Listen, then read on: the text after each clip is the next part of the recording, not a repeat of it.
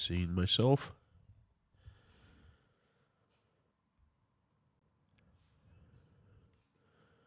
Seeing myself.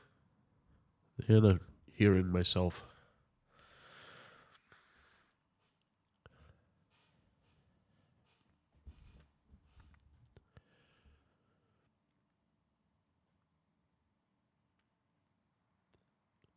In the last 8 months, here in Russia, we have gone through very difficult times.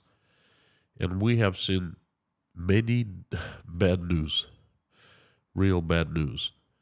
But every time when we think, wow, this is bad, and it possibly cannot get any better, any worse, then guess what? Things get worse.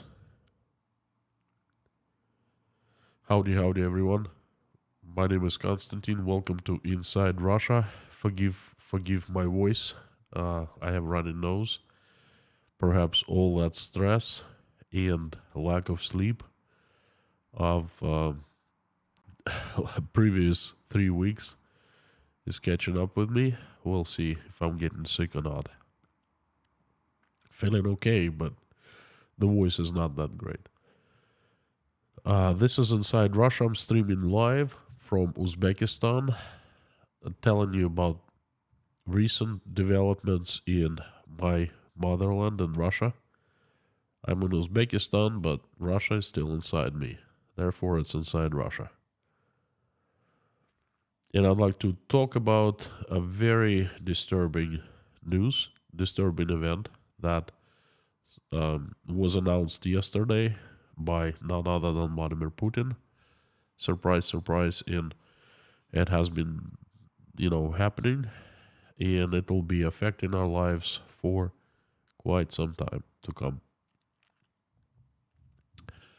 Well, the early, like 20th of every month is not that great for Russia.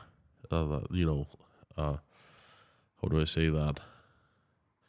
Day number 20, 21, 23, 24 of every month, not lucky. On February 24th, the special military operation was announced. On day of 21st of September, mobilization was announced, and on day of 20th of October, martial law, and in Russia it's called war situation, really is a martial law, was announced.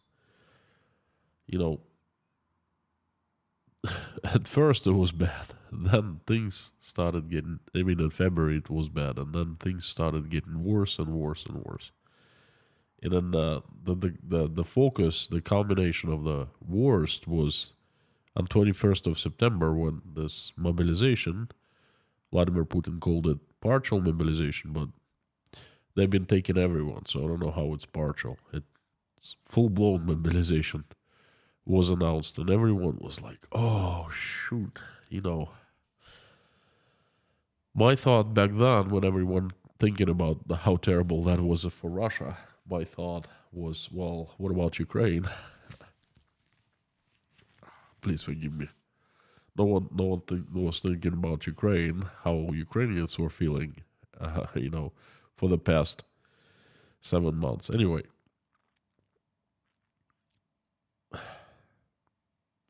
the mobilization was announced on the 21st of September, was bad. And exactly 1 month later, martial law in 4 provinces. Kherson, Zaporizhia, Luhansk, and Donetsk. The 4 provinces that were annexed from Ukraine, and Russia took them and announced it a part of Russia, and then how it's considered in Russia. In the rest of the world, it's considered an illegal annexation and a part of Ukraine. So those 4 regions were announced under martial law, and 8 more regions were announced under medium readiness level, meaning something started happening in those regions. Now, let me explain in this stream what it means for Russia and what to expect in the future.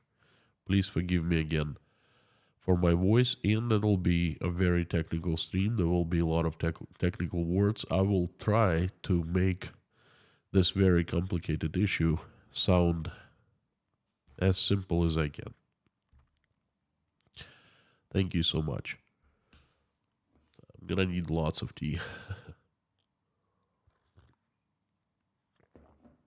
So anyway, as Slava of Russian Plus was getting ready to come over and do the stream with me, Vladimir Putin announced that martial law in Donetsk, Luhansk, Zaporizhia, and Kherson, and 8 regions under special awareness mode or special awareness situation.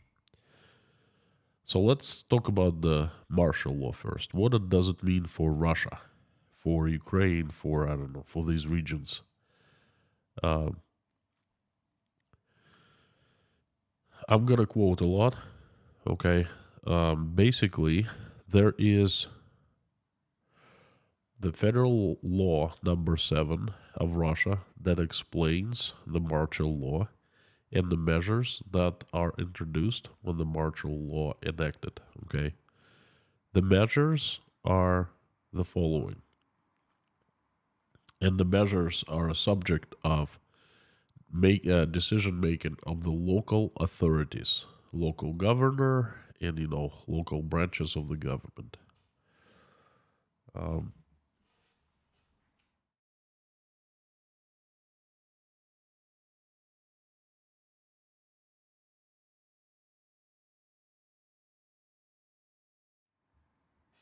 Please forgive me. Anyway, the measures are the local government of the region that has martial law enacted has a right to ban all citizens to leave the region. Therefore, it's the limitation of freedom of movement to and out of that region in any form. For example, the local government can enact curfew. Therefore, not only limit moving in and out of the region, but in and out of your house at certain times. Local government can move local inhabitants. They can move them out of their houses into other places, safer places. And the local governments must provide new places to live, new residences for these moved people. Where can they be moved to? Into other provinces of Russia, I take it. I will address that later.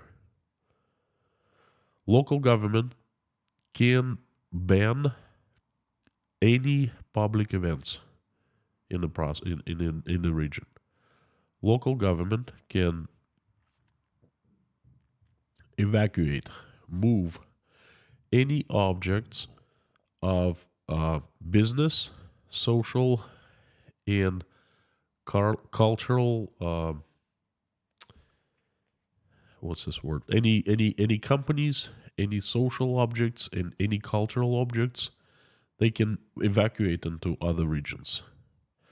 Could be companies, could be factories, could be schools, could be hospitals, anything.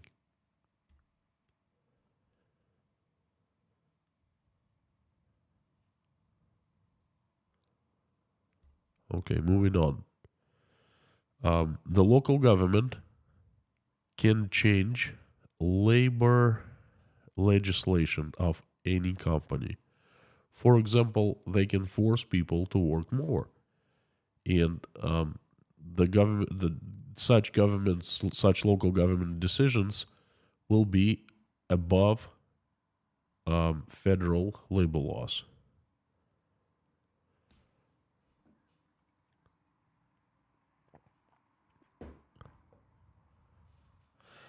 Also, that federal law says that foreign nationals of the country that is in war with Russian Federation can be, um, the foreign nationals can be detained with any reason, without any reason, without any explanation.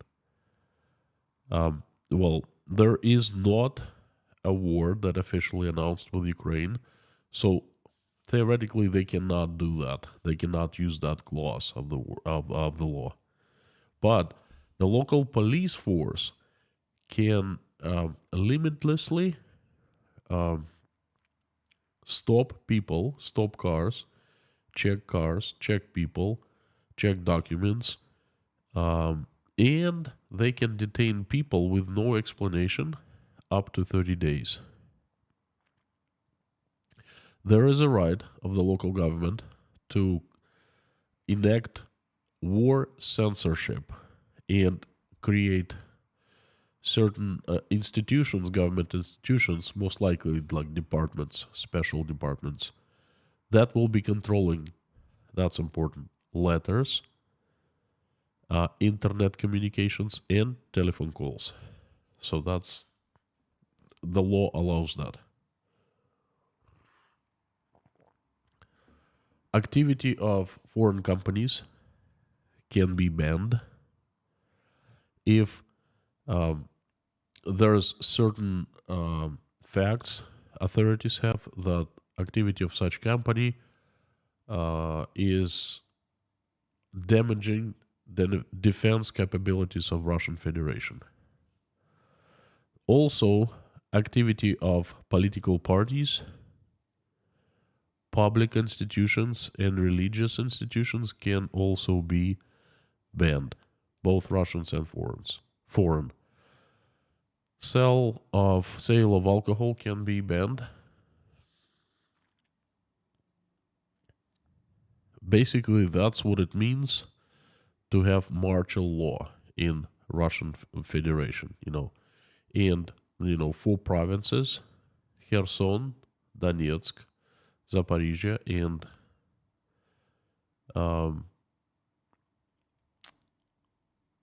Luhansk, Kherson, Zaporizhia, and Donetsk. Yeah, four provinces that were annexed on the 30th. They are subject of this martial law now.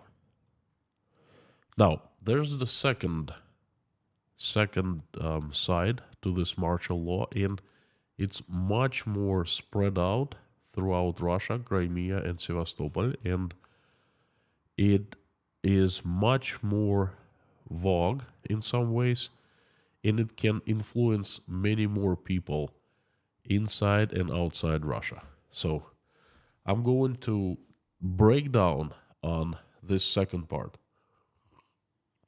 I just gave you information about the martial law, but there are 8 regions. They are Bryansk, Krasnodar, Rostov, Voronezh, Kursk, Belgorod regions, and Crimea and Sevastopol. So they have so-called the mode of medium level of readiness enacted. And it also gives special powers to local governments in these regions. There are limitations. They're about limitations. And I'm gonna quote and give you some limitations. First of all, the biggest limitation is, the biggest cause is increase of defense of public order and public safety. Increased defense of military, important state, federal, and special objects and buildings, and objects that contribute to conducting daily life of people, a functioning of the transportation, communications, and energy facilities. Also, the subjects that can cause increased danger for lives and health of people and for nature. So, what does it mean to increase defense? We don't know. Because this decree that Vladimir Putin signed, it gives you, or gives us, not you, it gives us this, just this writing. And we don't know what exactly increased security means, increased defense. There is a similar wording, a phrase, when there's an increased terrorist activity and there are facts that authorities have that terrorists plan on executing the target, one of the regions, one of the objects. They usually increase terrorist level to red. They are color graded here in Russia, and the red is the highest level of terrorist danger, terrorist act danger. Okay, so something similar is used when the terrorist activity is high and terrorist danger in the region is red, the maximum. Okay, so they're saying to increase the security of most important objects, buildings, in the government, and so forth. So in the regions that bordered Ukraine and border Ukraine before yesterday, this level of terrorist activity was yellow. It was increased, but not the highest.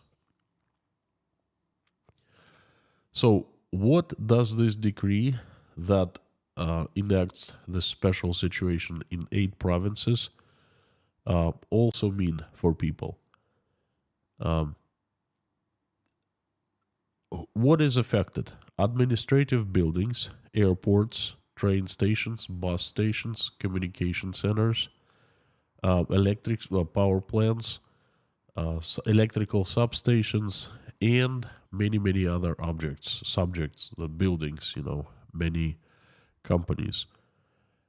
There's also a very interesting clause in this decree. It says this special mode of conducting activity of different companies that are connected with conducting, transportation, providing transportation services, communications, and energy.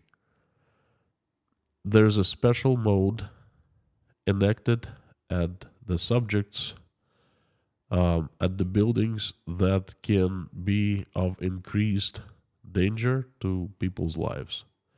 They're talking about, again, airports, bus stations, train stations, post offices, thermal power plants, hydropower plants, nuclear power plants, and so forth.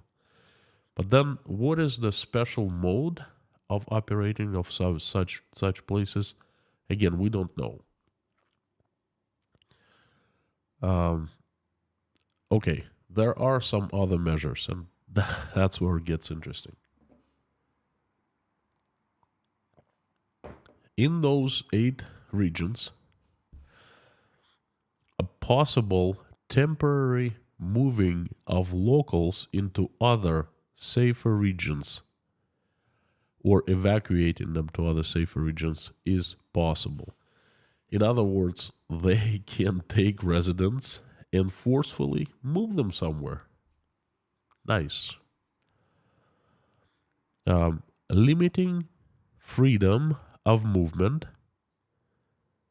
for all people, and special mode of getting inside to the region and outside of the region. Basically, they can limit freedom of movement inside for people, and they cannot let people in, they cannot let people out of that region. Limiting of movement of cars, and unlimited inspection. meaning they can stop any car, inspect in any way, and not let you continue drive. They can ground you, so to speak. Again, increased control for work of companies and buildings that provide services of transportation, communications, also data centers, automation centers, and printing presses. Interesting. They can use these facilities, these companies, for the means of defense, for whatever it means. Basically, what some experts explain, this control for the work of data centers and automation systems. It might mean that they can actually have total control for internet in the provinces and the regions and demand access to anything electronic. Okay? That's pretty scary.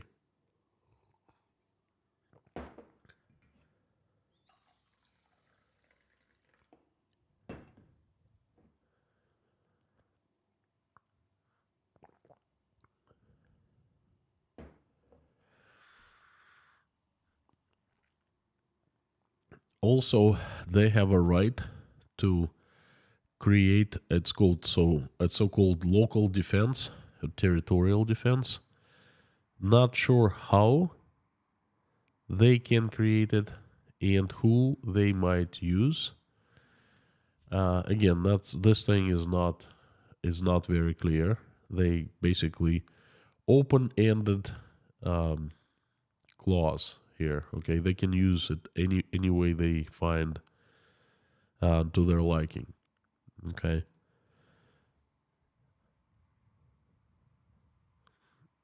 Who is going to who make decisions and execute the actions? Well, Vladimir Putin gives power to the heads of the regions, the governors, the governor deputies, and pretty much administrators, bureaucrats who conduct management of provinces, okay, on the government side. The governors are given very, very wide responsibilities, lots of rights to actually interfere into the lives of people pretty much in any way they like, any way they find necessary. Let's put it this way.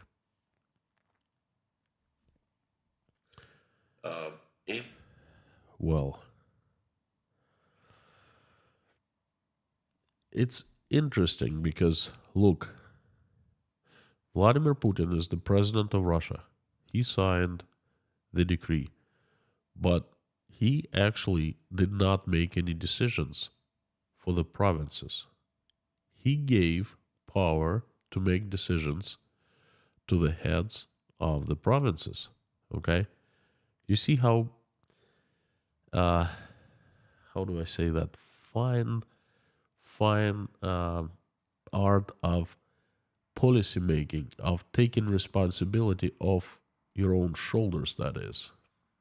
Wow. Very interesting. I read some experts, attorneys, discussing these measures, and there's actually very interesting opinion about this whole document. Actually, two documents: decree of enacting martial law and decree of enacting this medium readiness level. Okay. The most interesting clause here, there's a federal law. According to this federal law says of martial law. Okay, it has many clauses, and the clause number 8 states that the government has a right to enact certain limitations, not only on territories where martial law is enacted, but also in other regions of the entire country. And basically, there are such limitations are given. For example, they can limit companies doing business. They can seize control of businesses, of companies. They can seize, they can block, they can ban freedom of moving goods and services within Russia. Well, within the country, the goods mostly. Okay, they can have a control over the goods that the companies move. Then they can limit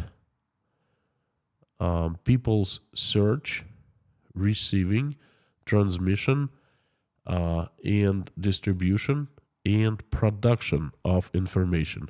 Basically, that means war censorship.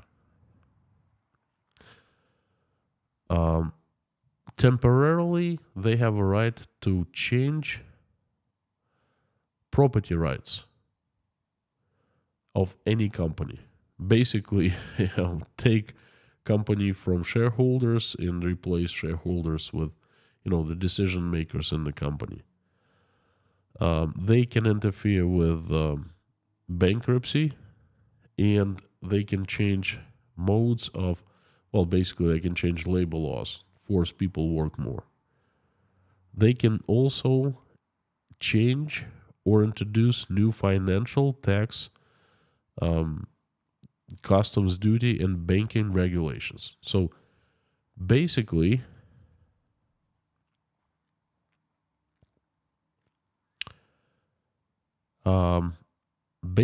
there is a loophole. If the martial law enacted in some provinces, then other provinces can be affected as well. Okay, if the government wants to do that, it can. And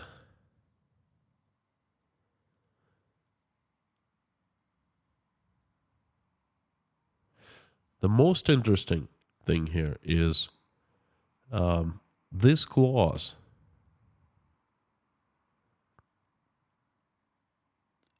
in theory can allow government to limit freedom of movement of citizens throughout the country, and it means one thing: it can limit the movements in and out of Russia. And this is very, very big. Now, a lot of people got very afraid yesterday when this two documents were signed. And a lot of people started asking questions. Can they actually do that? Can they limit people leaving the country for no reason? Because this martial law is enacted. And then Dmitry Peskov, the press secretary of Vladimir Putin, came out this morning and assured everyone of what? Guess what? That no additional measures, such as limiting people leaving and entering Russia, are not planned. Of course they're not. Of course they're not. Now they're not planned, but tomorrow they might, things might change.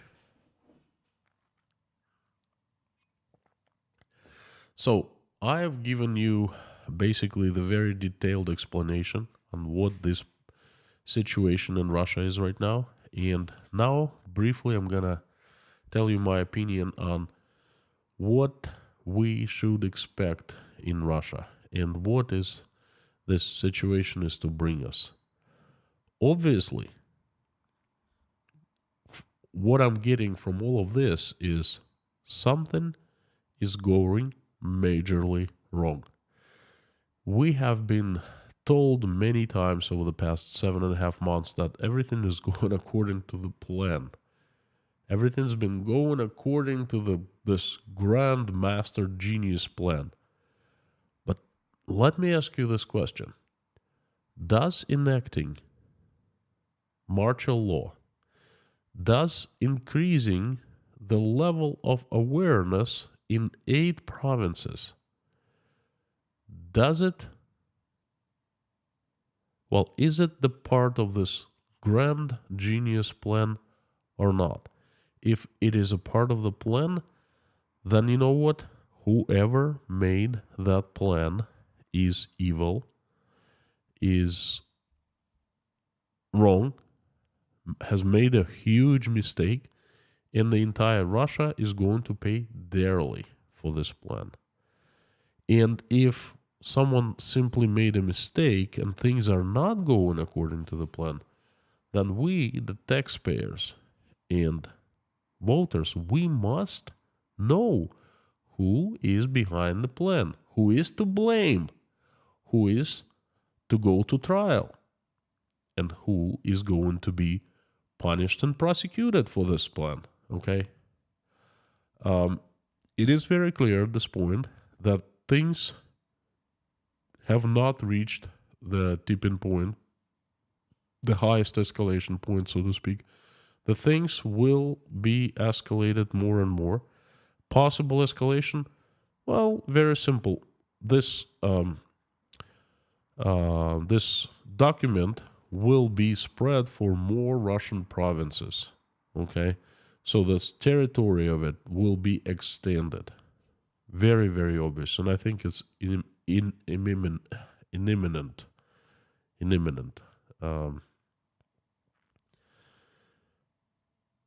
People are not liking what is happening. People are very, very concerned. Well, concerned is not the right word. People are freaking out. I called Rostov, which is one of the provinces with increased this medium readiness level. And let me tell you, holy moly, I did not hear them being so freaked out right from the start. It seems like for the first time in their lives, besides the mobilization, everyone, even those who are absolutely safe from mobilization, old men, women, police officers, the KGB agents, they, for the first time, they actually understood that this tragedy, this catastrophe is at their doors. It's not far away in Ukraine any longer, It's not where you cannot see it behind the horizon, so to speak, but it's right here. It's moved right to their doors. How are they going to be acting from now on? We don't know. Time will tell. I will keep you informed on that. And trust me, what's going to happen now, what starts happening now, is going to be super crucial for the fate of Russia. Thank you so much for giving me a chance to deliver message. Not a very difficult, not a very easy, pretty difficult message, technically, to simplify. And emotionally, I'm grieving for Russia. I'm grieving for my country, That stuff shouldn't have happened. Russia shouldn't have attacked Ukraine. Ukrainians shouldn't have died for what? For nothing. Russians shouldn't have died. This is a tragedy. And now it's in Russia. Turning on the comments. Please be civil. Please don't throw rocks into me. I'm doing my best, Words of encouragement would be nice. Thank you so very much. The comments are on. I will answer your questions as long as they're civil, normal. And before I start, I'm going to let you know that since I am not in Russia any longer, then I advised with my mods and us, we've decided to decrease level of censorship, so to speak.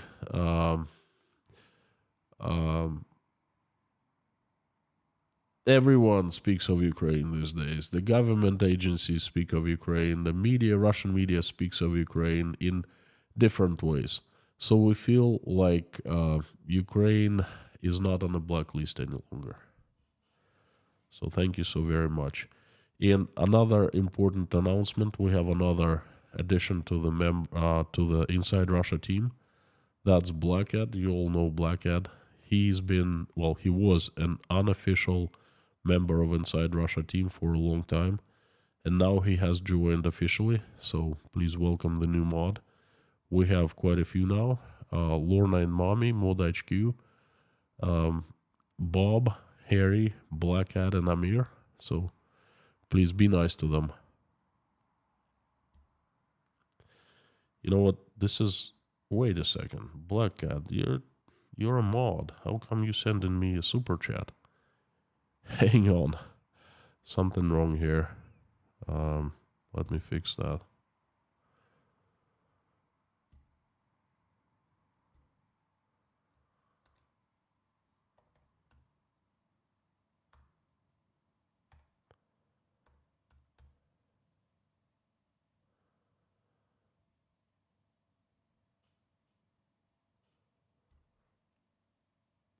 Blackhead.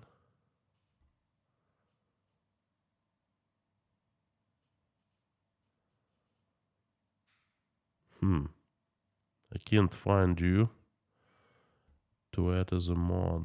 Blackhead. Hang on 1 second. Folks, you are seeing history in the making.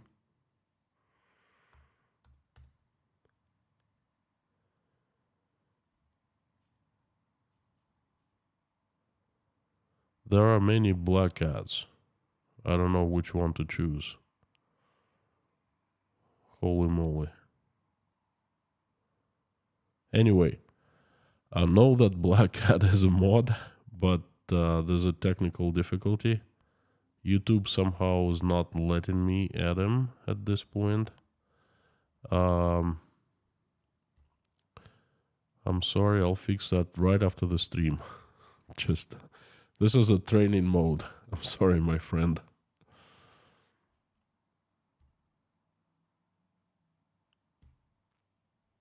Things happen.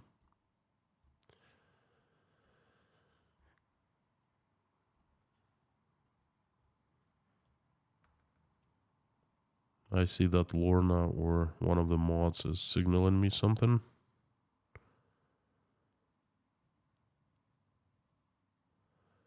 It's Blackhead. Yes, Lorna, I know. Blackhead. That's exactly what I was trying to add. Anyway, thanks for the super chat.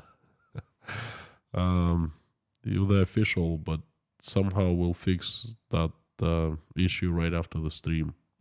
So tomorrow will be your stream as the mod, the official mod, so to speak, you know.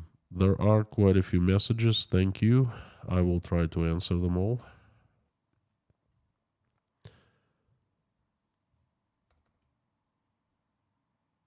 Karin Vassar, number 1 today. Thank you. Koshkin Dom.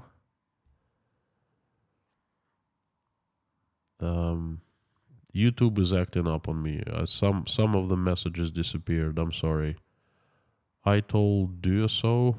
Hello mods. Hello Constantine Lars. Frank in Texas. Mommies. Scott.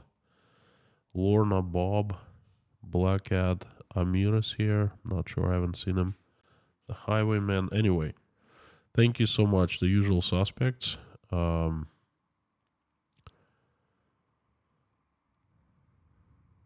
Please, just like Nightbot says, please put in caps your comments and questions and put Inside Russia after @ so I see it in the orange box. SF Joe. Thank you. I see the message. Well, some things I can't talk and I don't want to talk publicly, but thank you, my friend. Your concern is understood. The actions being taken.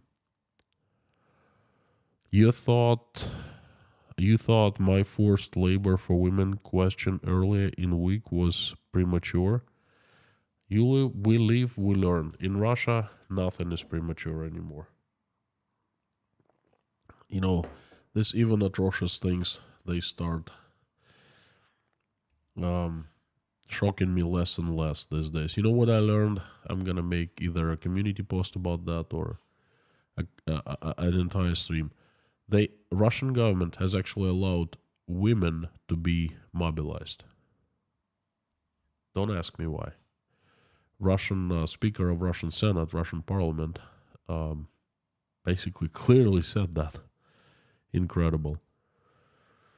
When will martial law will be extended to whole country to support machine? I don't know. I don't know. We can only guess. Damien De Silva, thank you so much for support. Do you think martial law is setting up for something terrible in Ukraine? By controlling Russian citizens at home, God bless my friend. Um, no, I don't think so. I think that these people who are designing or who making plans, they don't plan. They don't strategically plan. They plan tactically. They don't have long-term goals because they don't act that way. Okay, I think they use like 3 day depth of planning, and that's it. So I don't think this martial law is setting up for something terrible. I think it's setting up for, well, for something terrible, but not WMD. That's what I think. Matt Johansson, thank you so much. I apologize.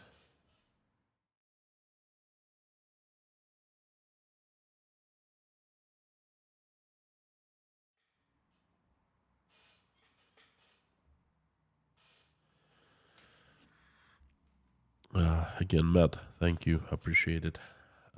Luke, it's terrible to see what has happened in Ukraine and Russia within such a short period of time. I keep on saying that, Luke. You was getting right to the point. It's really hard to believe how such terrible thing happened in such short period of time, and without our understanding how it could happen. Because we just, a lot of people start waking up now saying, "Well, wait a second, what is going on? Why are husbands, sons going to fight Ukraine for what?" But then you know what? That's too late. That's about 8 months late. However, now that people are taking more interest in the conflict, does that mean that the Russian people are becoming more political? Well, they certainly are waking up more. Okay, you can't stay the same if your son is mobilized and sent to fight. You can't stay the same if your husband or father or whatever. So they're getting there. They're waking up. Perhaps a little too late. Marvin English, great to see you. Thank you, my friend. Thinking of you and your family daily. I know. Thanks for sending messages. I reply as soon as I can. Fred B. Blog, thank you for your help. I appreciate no message, but that's message powerful enough. Light Seeker, 500 yen. I take it you're from Japan. Constantine, why authoritarian countries so sloppy in terms of how their society runs and their subjects operate things? I don't know what to tell you. I don't know. No one cares. Everyone is just a little piece of the machine, and then when the order is given, people just say whatever. I just do what's not like to the extent that I will keep my job, and that's it. I will do the bare minimum. I think that's what happens. Stop scamming, man. In an interesting recent development, Greece went 5 hours without its grind using any fossil fuel at all. This has quite a few implications. Wow. Wow, that's interesting. I haven't heard of that. Thank you for letting me know. Jake Allen, thank you. Hi from Australia. Howdy, howdy. Good day, sir. Okay, Lorna, mommy, how we doing in the comments with laxed rules? Let me know. Are people behaving?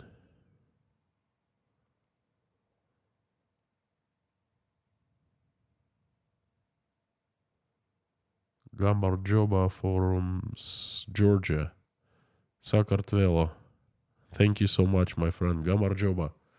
I plan on visiting Georgia for not moving to Georgia, but just for a few days to see my friends. Thank you. Thank you so much. Fantastic country you have, by the way.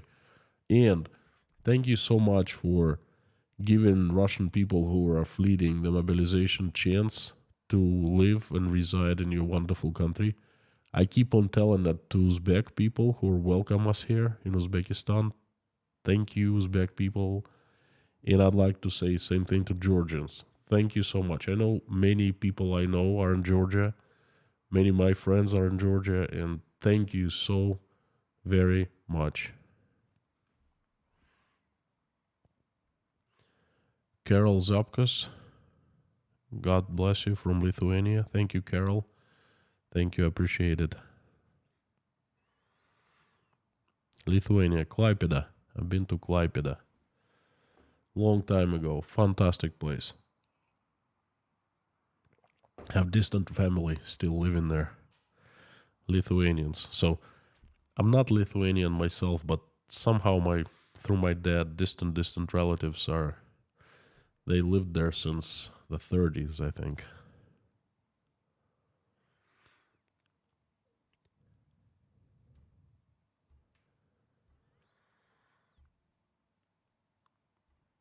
Okay, looking for questions. Terry Carter, Constantine Internet acting up in Pulaski, Virginia. It's supposed to be best in the world, it's the USA, the high-tech stuff. Mark Booth, listening to the breakdown of details you gave, I would like to think that these latest measures are the last desperate throes of the current regime. Any thoughts? I would love to think so. There are a lot of thoughts about this, and I've just given you the breakdown. You're absolutely right. I am not ready to go deeper because I'm thinking this over. There are so many thoughts and theories in my head. I need to let it settle for a couple days. And perhaps on Monday or Tuesday, I will come up with a stream explaining just that. Thank you so much. You're spot on, actually. Robbie Van Haren, maybe you can't talk about it, but from your side, how do you see this SMO ending? Well, I see it ending. I see it I see big troubles for Russia. The troubles have been done already. The damage has been done. And it's going to last for not years, but decades and generations. Russia has been destroyed financially, and now we're just seeing the destruction unfolding in front of our eyes. Russian central bank hours ago just came out with this information that, oh, surprise, production, manufacturing in Russia has shrunk significantly in the latest, I think, month or 2 months, Surprise, like, wow, that's a shock, Things like that. Well, Russia is going to be in trouble. Russia is going to evolve into something else. I don't know what, but that's going to be a different country. For better or for worse. I don't know. And I think in the long run, Ukraine is going to shine because so many countries are behind Ukraine, and it'll be rebuilt, no question about it. And it'll be under so much attention from all over the world, receiving so much help, so much support. That's how I think it's going to end for Ukraine. And Russia has done it to itself.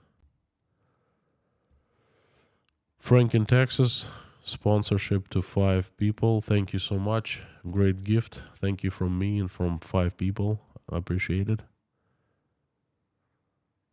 Joshua Levin, do you believe that the US had a start to this whole sequence back in the 70s with Afghanistan?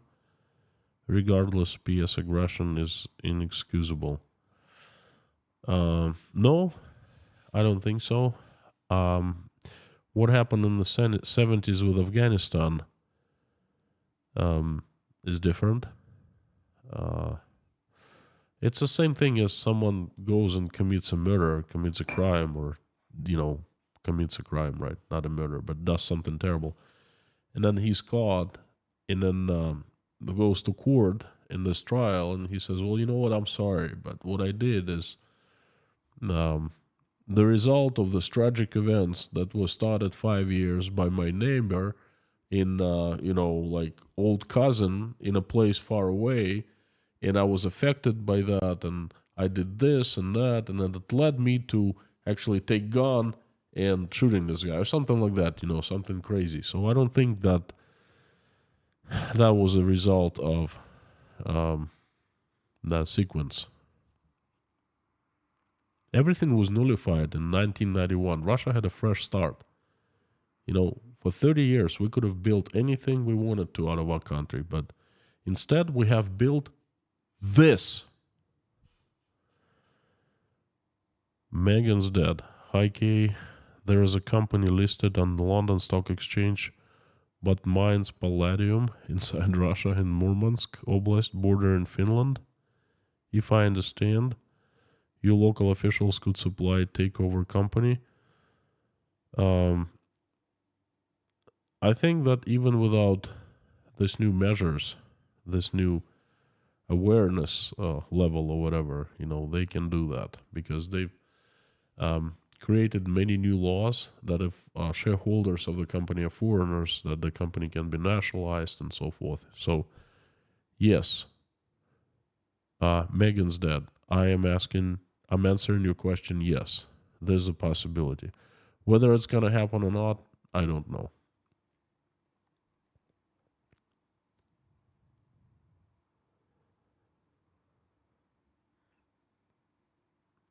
Nathan Sprenger, have you seen any of Traveling with Russell videos recently? They give off everything is fine in Russia vibe. Ellie from Russia also avoids current situation for most part. I spoke to Russell this morning or yesterday morning, I did not see latest videos.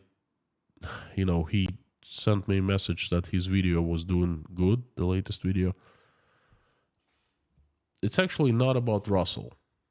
It's about Russians in general. Although Russell is not Russian, he's Australian, but it's kind of the same thing.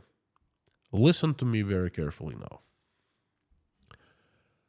Russia is a large country. There are so many people. Some people are affected more, some people are affected less.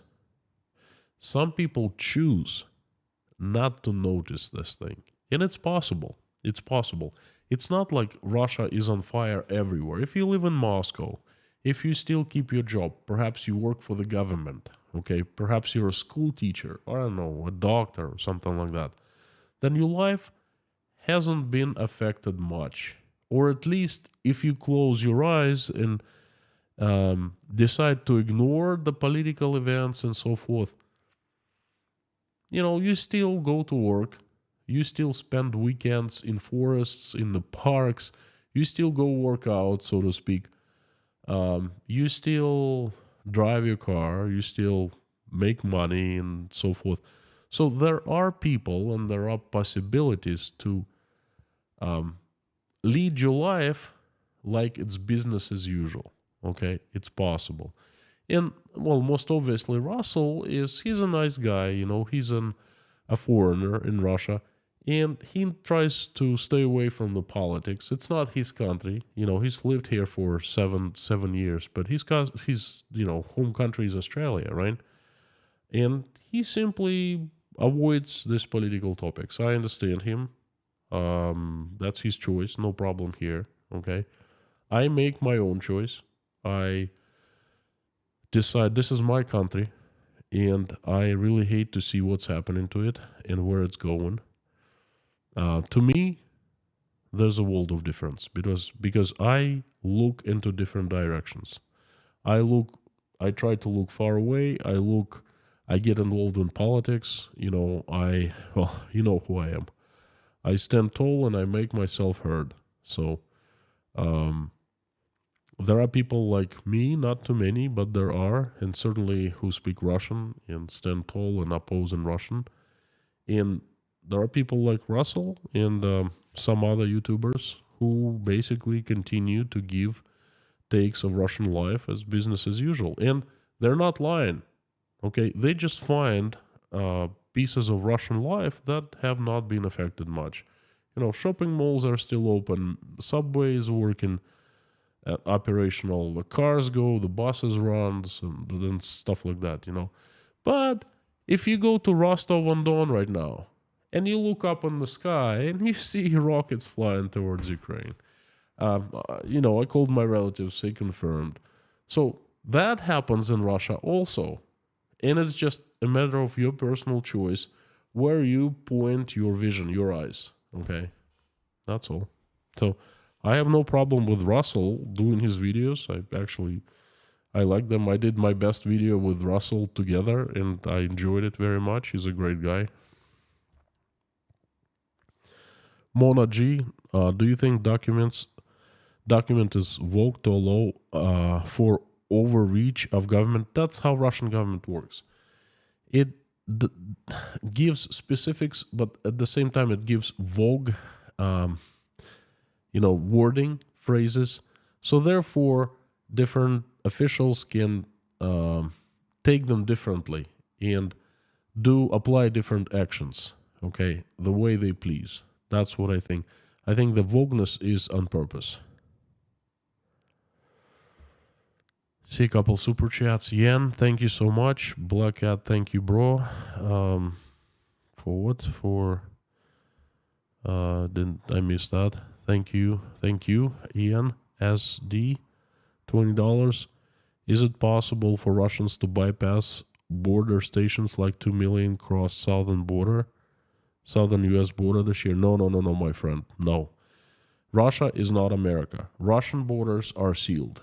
You cannot cross without permission. They will catch you.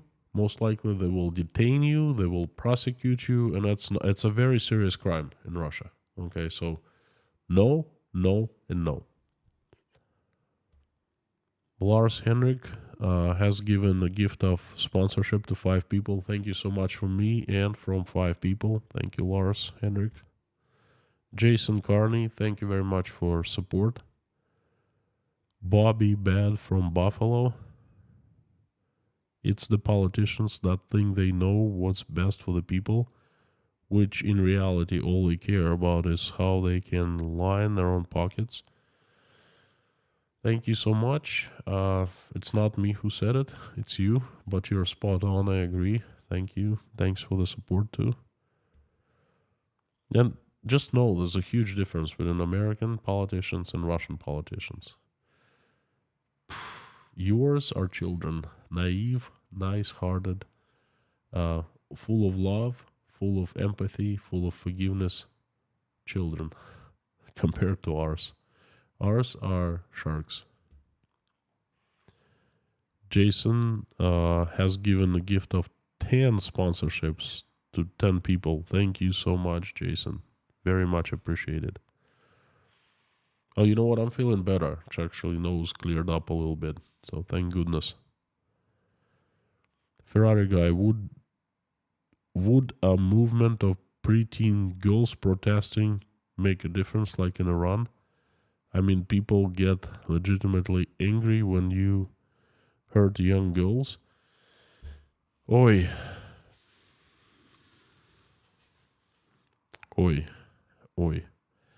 I saw it with my own eyes on February 26th. I was in Rostov-on-Don when everything happened. I was outraged. Oh, a lot of you remember. Very tough time. One of the toughest times in my life. I decided I gotta do something. And I actually drove to the very center of the city to get out of my car and go and make myself heard. But I saw it with my own eyes for the first time. Like, for 2 days, there was nothing happening in Russia. Putin came out, said, we're attacking Ukraine, the rockets flying, news everywhere. But other than that, nothing. Politicians shocked, cops shocked, everyone shocked. Like, what the fudge? I heard cops saying that, like, wow, we shouldn't have done that and stuff. But anyway, that's unofficially saying that. And then I go to the center of Rostov, and I'm about to pull up to park my car, and I see this picture. It's like a horrendous movie in front of my eyes. There's a girl. She's not a teenager. She wasn't a teenager. She was perhaps in her early 20s or perhaps 19 or something like that. So she looked like a student. She stands. She comes and stands with a white piece of paper, like A4 format, the one that you print on, and there's nothing on it. And there actually cops come and they arrest her, detain her right in front of my eyes. She does not, how do you say that? When you constrained arrest, when you start fighting cops, she didn't, something arrest. Anyway, she was peaceful. She said, okay, but they detained her. I think they let her go. They didn't arrest her and put her to jail and stuff like that. But it happened, and it actually made news everywhere. I saw later that day, I saw it on CNN, okay? And guess what? Nothing happened. Nothing happened. So I don't know how to answer your question, Ferrari guy. I don't know. I'm sorry. John Thurman, stay strong, praise the defenses of your heart. The only way this ends is I won. Well, anyway, thank you. It's a good message. Thank you, John. Jason, thank you again. And another 10 people are sponsors, courtesy of you. Thank you so much. This is 25 people. 20, thank you, and thank you.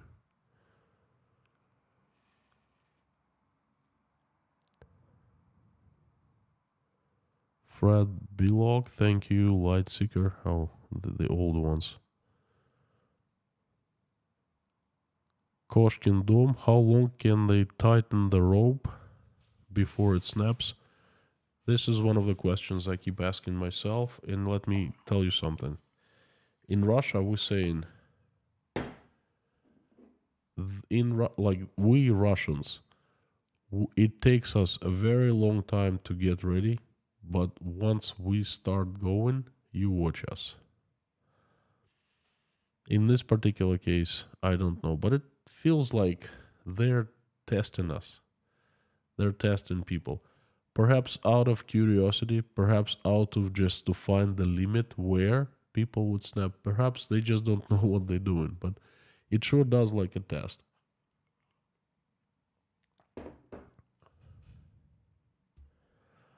Luke, thank you again. Thanks for staying up late and doing the streams. Thank you so much, Luke. I appreciate that you understand, because it kind of is taking toll on my physical health.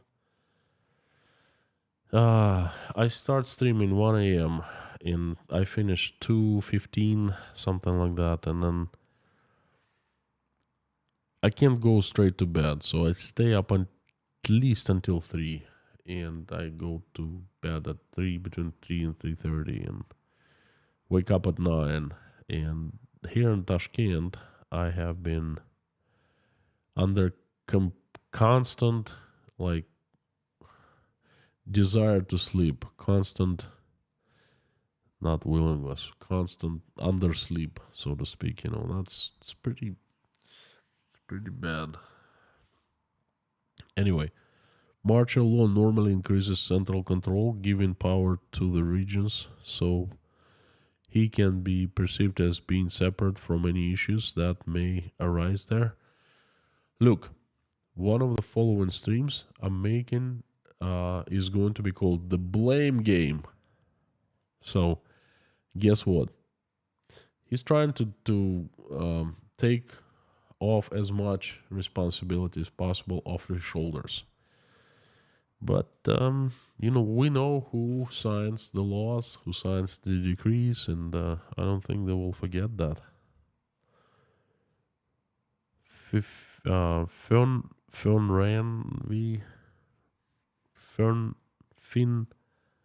Ranvi. A very difficult name, sorry. What do you think of the new flag of Free Russia? I am not sure what the new flag of Free Russia is. I am sorry. I haven't heard of it. Thanks for the support. Quinn Oywens, thank you so much from Norway. The risk of conflict in the Arctic has increased, some say. What do you think? Not so much. Russia is exhausted. It has exhausted its military reserves. It has showed everyone that the king has no clothes, and I doubt that Russia will attempt to do any other military actions. I think these people on top, they're frantically trying to get a solution, to find a solution, how to get out of the situation with Ukraine with minimal losses. Okay. If they get somehow out, the best way is to give an order to Russian troops to withdraw. Plain and simple. Back to Russia. Okay, but that would be the end of them as politicians. They know that. Okay, so they're trying to find somehow the solution to stop the bloodshed, but at the same time to keep their faces. Okay, to keep their power at the end. So there will be no other military actions to anyone. It's simply we physically can't, okay, even if we wanted to. Ian, thank you so much for such a huge support. I don't know, this guy is doing this. I will do that too. Thank you. I appreciate it. So I think I'm gonna be going finishing up the stream because I just literally start falling asleep. Are you asking me Benadryl? Oh, Lars Henrik. Okay, I don't know what Benadryl is.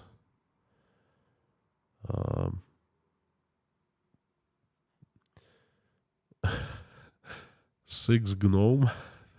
That's a funny name. Thank you so much, and I really appreciate you writing this and acknowledging the mods. They're fantastic. Do you think Russia will be disintegrated? That's a very, very dangerous, very painful question, very under the belt type of question. Let's wait and see. Time will tell. I hope Russia will stay Russia, but it will completely be rehauled. It will be a new country with new values, with new logic, with plenty of love and common sense. I wish that it shines. It's run by angels and by God, and it's righteous and it's peaceful and it's a good neighbor to all the neighboring countries. And it's an example. It's like a beacon of light for everything good. That's what my hopes for my country are. I don't know what's going to happen to it. And the more this terrible tragedy is happening, the grimmer the future of Russia seems. Brian Stuvig, thank you so much. I appreciate it. My friends, I would like to finish the stream today, and I have a very important day tomorrow. We will find out in the stream tomorrow. Please keep coming back. Come back tomorrow and keep on checking my community section. I'm going to make a couple important announcements. So I would like to invite everyone to prayer. It was great having Slava yesterday and praying together. It was really, really good. I liked it. Although Slava is not religious, but he He joined us in prayer. Isn't that fantastic?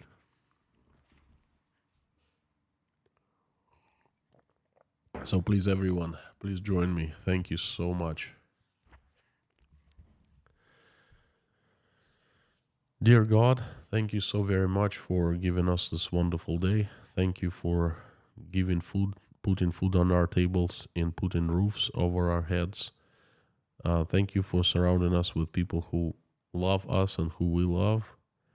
Please help our children, keep them safe and healthy, and give us wisdom and common sense to raise them the way that when they become, they will make this world a better place and they will never, ever engage into war with each other.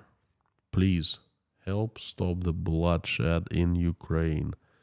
Reach out and touch the hearts of people who need to be touched, whose hearts need to be touched. Please, you know who they are better than I do. Please, fill them with love. Fill them with empathy, mercy, forgiveness. Make them realize what has happened. Please, make them make the decision to stop the bloodshed in Ukraine. So not one single blood is shed anymore. Please help those who have been affected in Ukraine. Send them strength, send them recovery, send them cure.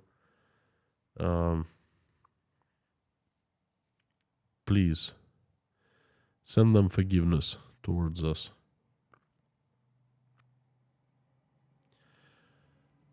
Send angels to everyone in Ukraine, so angels keep everyone out of harm's way and not one single drop of blood is shed anymore. Please help everyone who's helping Ukrainians. Help everyone who's traveling. Give them safe travels, and who's running for their lives, please save them. Help Ukrainian refugees. Send help their way. Help Russian refugees who are fleeing the mobilization and don't want to take arms into their hands. Please help them. Send help their way, please. Reach out and touch the hearts of women who are pregnant and making a decision whether to keep baby or not. Talk to them. Make them make the right choice. Thank you so much for bringing us into this wonderful community, allowing us to pray together. Thank you. Please answer prayers of everyone who is praying with us right now and everyone who is just watching us praying. Make everyone's wishes come true. I also have a few people who reached out to ask you for help. They need help a lot. Please help Michael Milkovitz, Elena, Natasha, Jake, Michael, Oля, Dasha, Sky, Bonnie, Galina and Igor, Buzz, Jean-Paul, Paula, Janine, Michael, Marlene, Fiona, Madeline, Stephen, Alan, Freddie, Sabrina, Felicia, Paul Binns, Ian, Blackad, Cindy Braddock, May Scott Nesbitt's sister, rest in peace, Preacher's father, Mallory M., Dirk Misler and his father, James Rhodes, please send him fast recovery, Jess Terry, Brittany S., please give strength to Lars Henrik to go through hard times and tragedy. And wait for it. Lane Hankins, Bridget Apley, Hannah and her children, Agnes' sister, Robert Morgan's sister, Richard Burris, Ace, Angelic at Life, Sean family's grandson, Grace Barb, CS 2216, and his daughter Lori, China Bill, Brian McManus,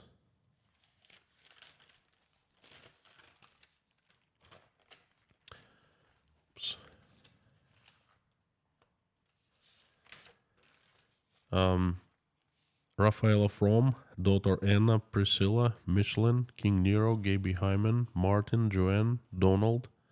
I pray for Allison, Dave Moyers. I found Waldo, Liz, Deborah, Isabel Ligo, Janice Burgess, and Maureen M. and her sister, Ariana, Terry Scruggs, Bruce, Kayleen, Michael, Thomas, Tony, Bob S., Jessica, Minutes to Midnight, Sandra Workman and her husband Rod, Mr. Hanson, Heidi Howitz, Golden Griffon, Geeky's granddad, Terry Carter, Carol Reed,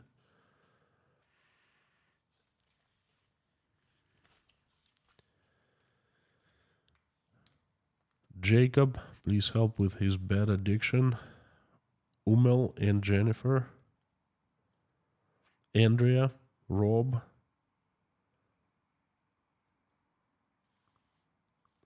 Ashley and family, Florian G. Cosmision, Matt from Canada, Mr. Dean, and please help his church, our Savior, Lutheran Church, who are praying for me and praying for goodness in general. And then again, Ian, thank you so much, dear Lord. Thank you, Jesus Christ. Amen. My friends, thank you so much for joining, giving me a chance. Pretty important and pretty sad stream. Thank you again. And before I go, as usual, Carthago delenda est.